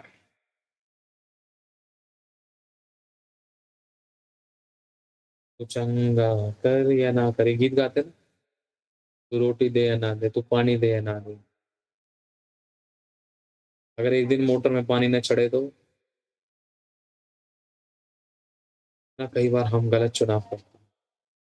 मैं नहीं जा रही चर्च, कहाँ सुनता ही नहीं मेरी बात, इससे बढ़िया था वही लोग ठीक है। दूसरे जो लोग गलत से करते हैं उनको नहीं पता है, वो अभी गलत का काम, गलत का घड़ा जो है भर रहे हैं। वचन बताता है कि एक मनुष्य के ऊपर दंड की आज्ञा पूर्ति से इसलिए नहीं आती, मतलब मनुष्य के ऊपर पूर्ति से दंड की आज्ञा नहीं आती ना, तो वो सोचता है कि मेरे को कोई नहीं देख रहा। लेकिन परमेश्वर सबका न्याय करता है।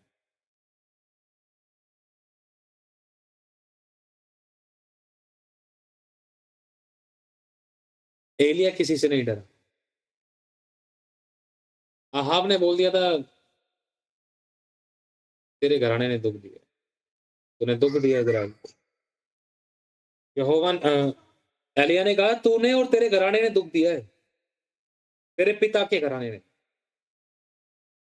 एलिया के अंदर सिर्फ एक का डर था, किसका? यहोवा का। उसने अहाब की बातों के आगे घुटने नहीं टेके, हरी चेतावनी दी, मैं तू जान भी ले ले, तेरे आगे नहीं झुकूंगा। दूसरे याजक तो फिसल गए, मैं नहीं फिसलूंगा। सुन, उस कर्ममेल पर्वत पर मिल।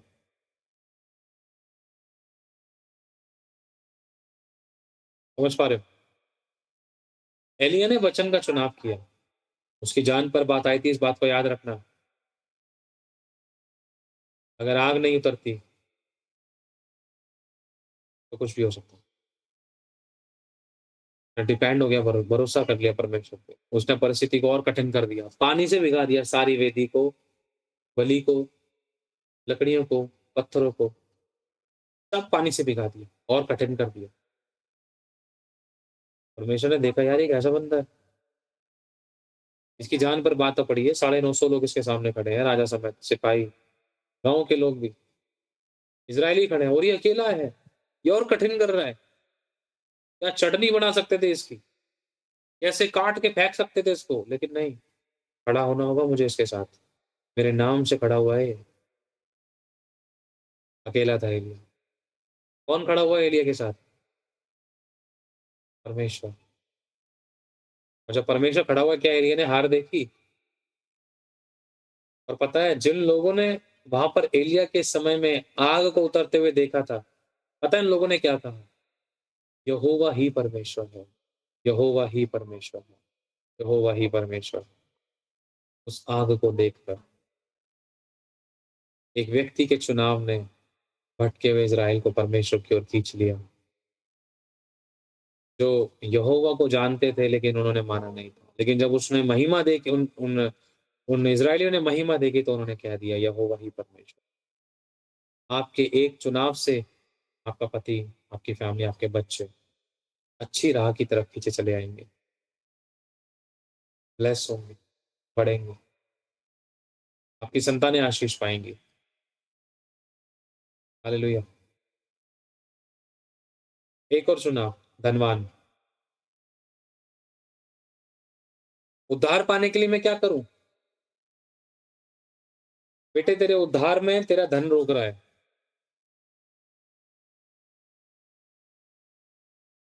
जो लोग उधार की आशा रख रहे हैं उनको तू उधार दे दे, तेरा उद्धार हो जाएगा। लेने से देना धन्य है। प्रेम बलिदान को दर्शाता है। तेरे अंदर प्यार की कमी है, तू दूसरों की हेल्प करे। अपना धन बाँट दे कंगालों में। मैं तो आमदनी का 10वाँ हिस्सा देता हूँ, उपवास करता हूँ, माता-पिता की आज्ञा का पालन करता हूँ। कूड़ा है सब, सब कूड़ा है।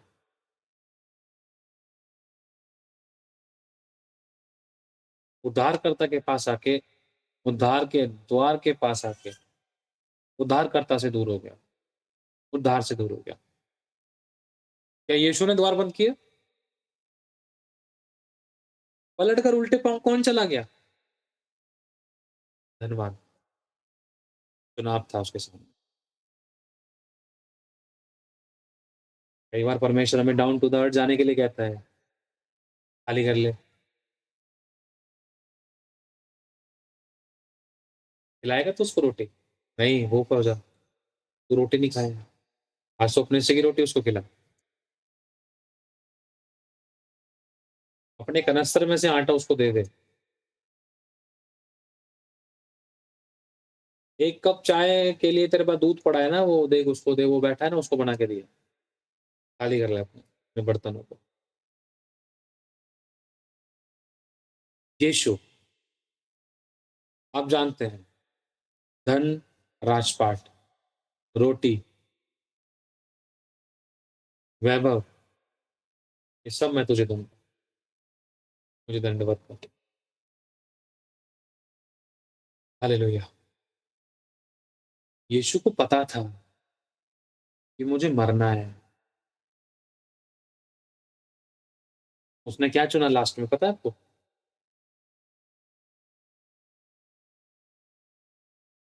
मौत, पाप का प्याला। हो सके तो ये प्याला मेरे आगे से हटा ले। मेरी नहीं तेरी इच्छा पूरी हो। उसने कहा था जो प्याला मैं पीने पर हूँ। उसको पता था वो चुनाव कर सकता है। अपनी नहीं, पिता की इच्छा को लेकर आया। हालेलुया! उसको पता था मरना था। और जिस किसी ने भी वचन परमेश्वर के वचन का चुनाव किया ना, वो बेसहारों का सहारा बने हैं, वो आशीष का कारण बने हैं, वो उद्धार का कारण बने हैं, वो छुटकारे का कारण बने हैं, वो आँसू को पोंछने का कारण बने हैं, वो टूटे-पिसे हृदयों को चंगा करने का कारण बने, वो मृत्यु के फंदे से छुड़ाने का कारण बने, वो क्षमा का कारण बने हैं, उद्धार का कारण बने, आशीष का कारण बने, शापों से मुक्ति का कारण बने हैं। हालेलुया!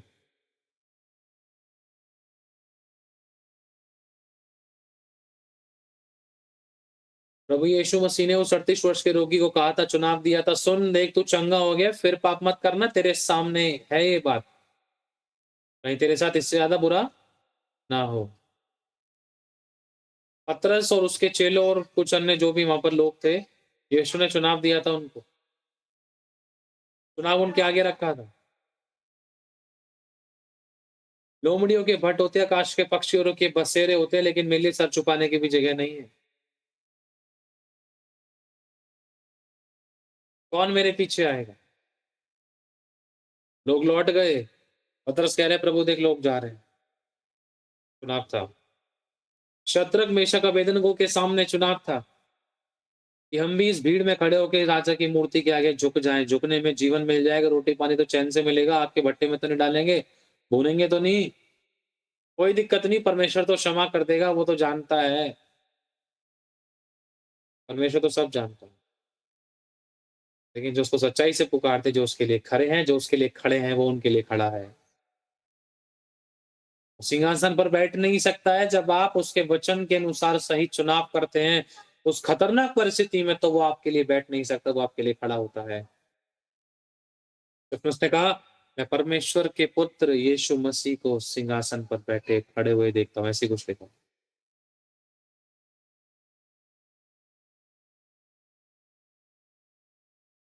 शद्रक, मेशक, अबेदनगो के बारे में हम सभी लोग जानते हैं। डैनियल का चुनाव हम सभी लोग जानते हैं कि सुन, रोटी, हरा साग पात, समझ रहे हो? हरा साग पात खाएगा तो कहां से तेरी सेहत बनेगी? सेहत नहीं बनी तो राजा तेरे को भून देगा। राजा को सही हट्टे कट्टे लोग चाहिए, तो इसलिए बड़ा बड़ा मांस खा ले। डैनियल ने मना किया, नहीं, मेरा परमेश्वर को अच्छा नहीं लगता ये मांस खाना, मैं नहीं खाऊंगा। तो मुझे हरा साग पात दे दे, हम उनसे भी अच्छे दिखाई देंगे। चुनाव था। परमेश्वर के वचन को हाजिर नाजिर जानकर एक विश्वास का कदम बढ़ाया इन लोगों ने। और जिन लोगों ने बढ़ाए, आपके सामने उदाहरण है। क्या कोई भी शर्मिंदा हुआ? मुझे बताओ। जिन्होंने विश्वास का कदम बढ़ाया, जिन्होंने वचन का चुनाव किया, जिन्होंने वचन को पकड़ के रखा, वचन को इज्जत दी, चाहे नुकसान हुए, चाहे जान गई। जान तो जानी नहीं थी परमेश्वर ने, आपके भट्टे में उतर आया वो। दानियल के सामने कितनी बार चुनाव आए थे, अरे उनका साथी हो जा, अरे साथी हो जा, थोड़ा धन मिल जाएगा। तू बड़ा ईमानदारी से काम कर रहा है, वो लोग देख कैसे काम कर रहे हैं, अपनी जेब भर ले। नहीं, बहुत बार बहलाया फुसलाने की कोशिश, फंसाने की कोशिश की, लेकिन नहीं मानता। राजा को पूरा हिसाब किताब मुझे देना है, मैं राजा को नहीं, मैं यहोवा को दे रहा हूँ। लोगों ने फंसा दिया उसको, उसने फिर भी आकर कोई चुगली नहीं करी, कोई निंदा नहीं करी। उसको पता था कि लोगों ने मुझे फंसाने के लिए ये प्लान किया है। राजा, उसने कोई चुनाव नहीं किया। उसको वो चाहता, डैनियल, सीरियसली बता रहा हूँ, डैनियल इतना बुद्धिमान था, डैनियल चाहता ना तो उनको पहले दिन ही भस्म करा देता, पहले दिन ही शेरों की मान में डलवा देता।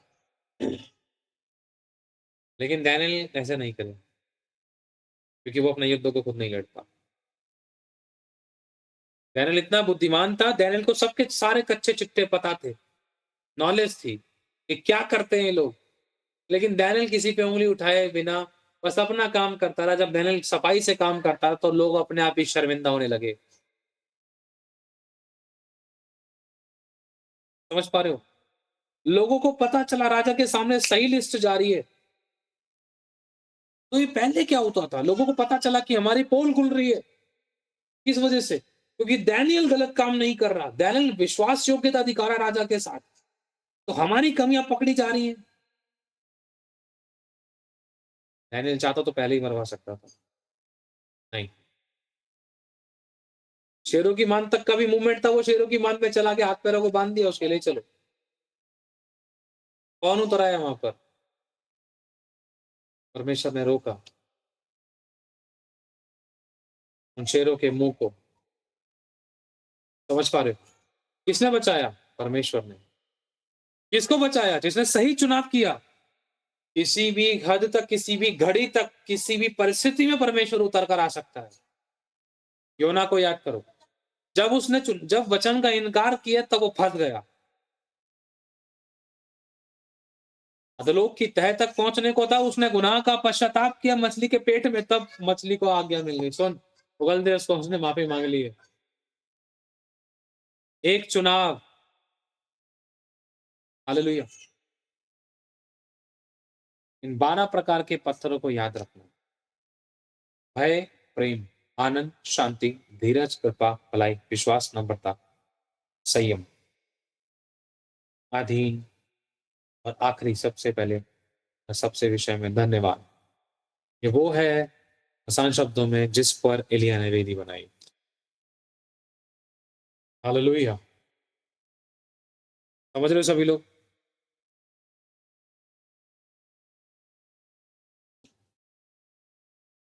परमेश्वर ने बहुतों को बहुत अवसर दिए,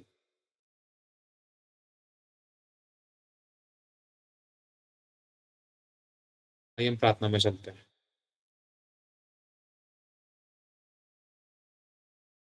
खुदावन यीशु, हम आपको धन्यवाद करते हैं। आपकी तारीफ, आपकी बड़ाई, आपकी महिमा, आपकी स्तुति, आपका आदर मान सम्मान है प्रभु। इस पल तक भी जो भी गुनाह हुए हैं, हम सभी के क्षमा कर दीजिए। हम सभी के दंड को दूर करें। हमारे फैमिली, माता-पिता, लाइफ पार्टनर, बच्चे, घराने, सभी के बिहाफ पर हम क्षमा मांगते हैं। हम सभी के दंड को दूर करने के लिए धन्यवाद। सभी के पापों को क्षमा करने के लिए धन्यवाद। सभी के गुनाहों को क्षमा करने के लिए धन्यवाद। आपने हम सबके लिए क्रूस पे सब कुछ पूरा कर दिया प्रभु। आपने अपने खून का दाम देकर हम सभी को खरीद लिया और पुरानी सब बातें बीत गई और सब कुछ नया हो गया। हम सब मसीह में नई सृष्टि है प्रभु। हम धन्यवाद देते प्रभु, आपने हमें अनुग्रह दिया कि हम इन बातों को सीखें कि हमें किस ढाबे पर जाना है और कहाँ सही है, कि हम कुछ खोए ना। हम सीखें कि जिन लोगों ने ये अनुभव लिए, उनके समान हम गिरने ना पाए। धन्यवाद प्रभु यीशु। आपकी तारीफ, आपकी बड़ाई, आपकी महिमा, आदर मान सब। जिन्होंने मन फिराया, उनकी घरों में ब्लेसिंग्स आने वाली है। उत्तम पदार्थों को आप खाओगे। Thank you father. धन्यवाद प्रभु यीशु। किसी बलि वस्तु की कभी किसी को कोई घटी नहीं होगी। सभी पर अनुग्रह करना, आशीष देकर आशीष का कारण बनाना, हमेशा भला चंगा रखना और अच्छी सेहत देना। कोई दुख, कोई विपत्ति किसी के डेरे के निकट ना आए। प्रभु, जो भी तेरे लोग धन के बीजों को बोते हैं, मैं तुझसे विनती करता हूँ प्रभु, आज से इनके धन के बीज पड़े, ब्लेस हो। इनका फाइनेंस ब्लेस हो, इनका फाइनेंस पड़े। इनकी जिंदगी के सब प्रकार के नुकसान आज थमे और खत्म हो। नुकसानों की भरपाई हो। डिवाइन हेल्पर्स, डिवाइन एंजल्स इनकी जिंदगी में आए, इनकी सुधि ली जाए। बड़े गवाहियां इनकी जिंदगी में बने। रुकी हुई आशीष, रुकी हुई गवाहियां, रुका हुआ फाइनेंस, रुकी हुई ब्लेसिंग्स का डोर इनकी जिंदगी में खुल जाए in the name of Jesus. जो भी दर्द पीड़ा और टैक्स में थे, वो सभी लोग आजाद हो जाएं। सभी के सारे बंधन टूटे, सारे श्राप टूटे। हर एक बीमारियां, गिल्टियां, रोग, गांठे, तकलीफें, हड्डियों के रोग, मांसपेशियों के रोग, हम सभी के शरीरों को छोड़कर जाए। सभी के सारे बंधन टूट जाए। सभी सब प्रकार की दुर्बलता और तकलीफों, बीमारियों से आजादी पाए यीशु मसीह के सामर्थी नाम से। Thank you Lord. तो अच्छा काम आपने शुरू किया, इसको पूरा भी आप ही करें। सभी की आंखें खुले, हम धन्यवाद देते। सभी इन वचनों पर मनन करे, सीखे और उनके अनुसार काम करे प्रभु, ताकि तुझसे रिवॉर्ड पाए। तेरी दया की दृष्टि हम सभी पर बनेगा।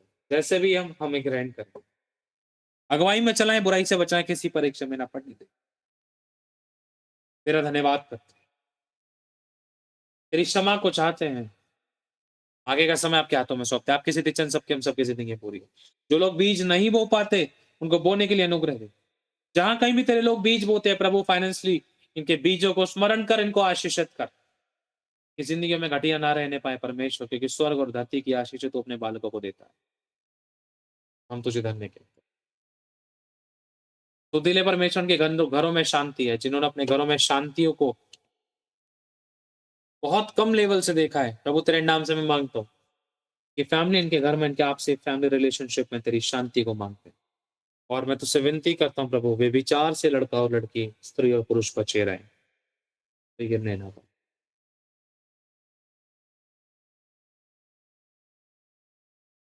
बचा लेना प्रभु इनको गिरने से और भटकने से।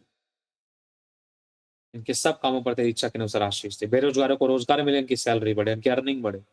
हम तेरा धन्यवाद देते। आगे का समय आपके हाथों में सौंपते हैं। यीशु तेरे नाम से हम इस प्रार्थना को मांगते हैं। आमीन, आमीन, आमीन। सारी महिमा परमेश्वर को मिले। सभी लोग अपने हाथों को परमेश्वर की तरफ उठाएं। प्रभु यीशु मसीह का अनुग्रह, परमेश्वर का प्रेम, पवित्र आत्मा की सहभागिता हम सभी के साथ, प्रभु यीशु मसीह के दोबारा बादलों में आगमन तक हमेशा हमेशा के लिए हम सभी के साथ होती रहे। आमीन, आमीन और आमीन। God bless you so much. खुदा आप सभी को ब्लेस करे, सभी को आशीष दे, सभी को फलवंत, फ्रूटफुल और बलवंत करे। किसी को भी कभी किसी बली वस्तु की कोई घटी ना हो। हालेलुया। जो कोई भी इस ऑनलाइन मीटिंग में जुड़ना चाहता है, वीडियो में मीटिंग में जुड़ने के लिए आप लोग अपने इसी वीडियो के नीचे डिस्क्रिप्शन में से क्लिक करके हमारे फ़ोन नंबर पर अपने व्हाट्सएप मैसेज कर सकते हैं, रिकॉर्डिंग में से सेंड कर सकते हैं कि आप लोग मीटिंग में जुड़ना चाहते हैं। जैसे प्रभु आपको अगुवाई करे, किसी को कोई फोर्स नहीं है। जो लोग सेवकाई में अपने बीजों को बोना चाहते हैं, खुशी अनानास के साथ अपने बीजों को बो सकते हैं। किसी को कोई फोर्स और ज़बरदस्ती नहीं। आप लोगों ने आशीष पाई है इस वीडियो के द्वारा, इस वचन के द्वारा आप आशीष का कारण बने। लेकिन इस वचन को यहाँ तक मत रहने दो, काम करो। हालेलुया। खुदावन सभी को ब्लेस करे। आप सभी लोग हमारे लिए एक मन एक आत्मा होकर प्रार्थना करें, अपने मुंह को खोलें। मेरे लिए, वाइफ के लिए, फैमिली के लिए, परिवार के लिए, सेवकाई के लिए, हमारे लिए मीटिंग्स अरेंज हो और हमारे यूट्यूब चैनल्स के लिए, हमारे अकाउंट्स के लिए ब्लेस हो और बढ़ें। लोगों की ज़िंदगियों में काम हो, पुरानी वीडियोज़ के द्वारा भी लोगों की ज़िंदगी में बड़े-बड़े काम करे खुदा। लोगों की ज़िंदगी में जागृति आए, रिवाइवल आए, किसी भली वस्तु की किसी को कोई घटी ना हो। हालेलुया! रुकावटें खत्म हो, हमारे लिए आप प्रेयर करें एक मन एक आत्मा पे। प्रभु सभी को ब्लेस करे। God bless you all. एक बात मैं आप लोगों से और कहना चाहता हूँ, यदि प्रभु आप लोगों को अगवाही करता है तो आप इस मिनिस्ट्री में अपने बीजों को बो सकते हैं खुशी, आनंद और हर्ष के साथ, बिना किसी दबाव के, बिना किसी जोर जबरदस्ती के। अगर आप बोना चाहते हैं तो आपको स्क्रीन पर दिख रहे बारकोड्स के द्वारा आप स्कैन करके अपने बीजों को बो सकते हैं। अगर आपको हमारी अकाउंट डिटेल्स भी चाहिए तो अकाउंट डिटेल के लिए आप वीडियो के नीचे डिस्क्रिप्शन में से आप हमारे अकाउंट डिटेल्स के द्वारा अपने बीजों को बो सकते हैं। और आप लोग अपने अपने 10वें हिस्से अपने अपने चर्चेज में दीजिए, जहाँ कहीं भी आप जाते हैं वहाँ पर ईमानदार वफादार रहें। यदि आप नहीं भी बो पाए इस मिनिस्ट्री में तो भी कोई प्रॉब्लम नहीं है, आप लोग दुआ करोगे तो वो भी बहुत बड़ी बात है। खुदा आपकी सोचों पर भी बहुत आशीष दे, आपकी प्रार्थनाओं के बीजों पर, आपके धन के बीजों पर परमेश्वर बहुत ऐसे बरकत दे, रुकी हुई ब्लेसिंग को ले, किसी भली वस्तु की कभी आपको कोई घटी ना हो, हमेशा भला चंगा रखे और अच्छी सेहत दे। और यदि आपको प्रभु अगुवाई करते तो आप इस चैनल को सब्सक्राइब कर सकते हैं, इस वीडियो को शेयर कर सकते हैं। आशीष पाए, आशीष का कारण बने। खुदा सभी को संभाल के रखे। God bless you so much. खुदा सभी को आशीष दे।